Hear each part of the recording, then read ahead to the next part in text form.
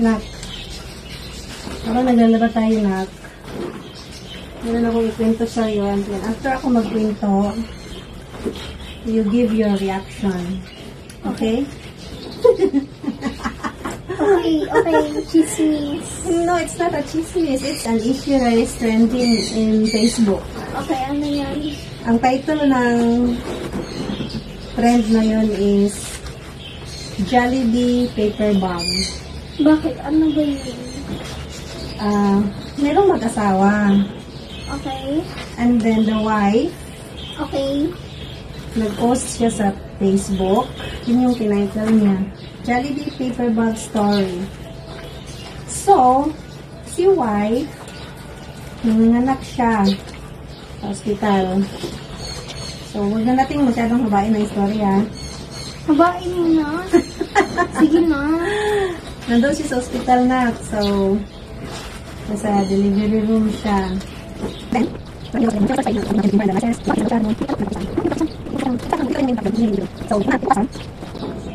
nagpunta na yung husband niya sa hospital. Tapos, sabi ng husband na, nakakapagod din kaya maghintay sa'yo sa delivery room. Wala din akong tulong. Huh? Yung husband ba, parang nag-rant siya na, kasi di ba yung wife niya nanganganak sa delivery room. Yung bawal kasi pumasok doon ng husband niya. So, sabi ng husband na, wala din akong tulog kakahintay sa'yo sa delivery room. Tapos maya-maya, si wife, nakita niya na may bit-bit yung asawa niya ng paper bag ng Jollibee. Tapos sabi niya, oh, may Jollibee ka? Gutom na rin ako. Tapos sabi niya husband, gutom ako. Pagod din na pupuyat din ako kakahintay sa'yo. Akin lang to. Akin lang tong Jollibee. Kasi meron namang free food ang hospital para sa'yo. Yun na lang yung sa'yo. So, nung pinost ni wife yon sa Facebook, nag-trending sila dahil nga doon sa ginagawa ni husband. Now, I will ask you, what is your comment, reaction about what the husband did? So, nakakapanganak lang, tapos gano'n yung treatment niya. Bumili siya ng Jollibee na para lang sa sarili niya kasi gutom na gutom daw siya. Tapos yung wife daw niya may free food naman daw sa hospital. Yun na lang yung sa kanya. So, ano masasabi mo dun sa lalaki na yun, sa husband na yun? Hindi ko alam. I mean, no, it's pretty bad that he did that because, I mean, yeah, it is bad.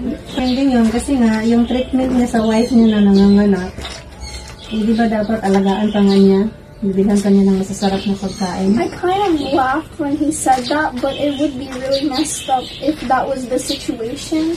Like, it would be funny if it was different situations, but when I realized, but I just remembered it was when the woman gave birth, so that was really messed up. So, if he said that in different situations, it would have been funny. Yeah. But it's, hindi pa, masama talaga pag sinasabi niya sa, wife niya na nag-give birth. Like, he should be celebrating. Like, as her husband, like, he should be celebrating for the newborn. And kasi, that is not a great scenery to tell your wife that that she cannot have food. You shouldn't say that to your wife if she's done giving birth. Like, that is not the great time to say that. Dapat sinabi niya, baby, so worth it talaga yung paghihintay ng pagpupuyat natin. Yeah. Like,